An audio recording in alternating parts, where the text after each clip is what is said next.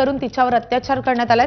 13 वर्षीय अल्पवयीन मुलीनं पोलिसांमध्ये तक्रार दिलेली आहे। 2 अल्पवयीन मुलांकडून अपहरण आणि अत्याचार झाल्याची माहिती आहे। माहीमच्या 18 जून रोजी अत्याचार केल्याची तक्रार दाखल झाली आहे। जबरदस्तीनं दुचाकीवर बसून निर्जन ठिकाणी नेऊन या मुलीवर अत्याचार केल्याची तक्रार दाखल झाली आहे।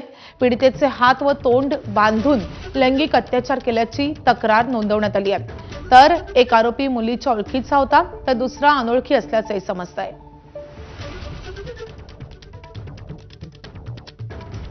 तर अत्यंत धक्कादायक अशी बातमी येते मुंबईमधून।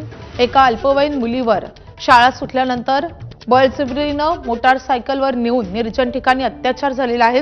इतकंच नाही तर या नराधमांनी तिचे हातपाय बांधून तिच्यावर अत्याचार केल्याची तक्रारीत नोंद आहे। 2 अल्पवयीन मुलांकडून हे अपहरण आणि अत्याचार झाल्याचं सांगितलं जात आहे।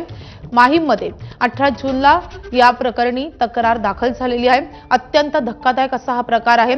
शाळा सुटल्यानंतर या अल्पवयीन मुलीला बळजबरीनं मोटारसायकलवर बसून निर्जन स्थळी नेण्यात आलेलं आहे आणि 2 अल्पवयीन मुलांकडूनच तिच्यावर अपहरण सह अत्याचार करण्यात आलेला आहे। अत्यंत धक्कादायक असा प्रकार माहीम परिसरामध्ये घडलेला आहे।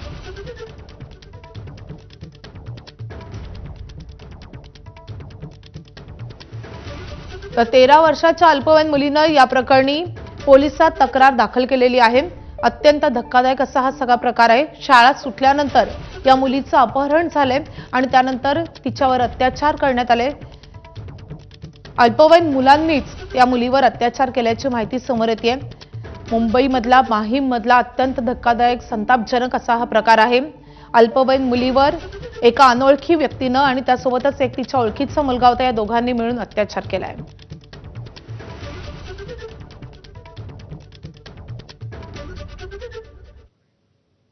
आता राजकीय वर्तुळातून मोठी बातमी येते। उपमुख्यमंत्री एकनाथ शिंदे अमित शहांच्या भेटीसाठी दाखल झालेत। मुंबईतल्या सह्याद्री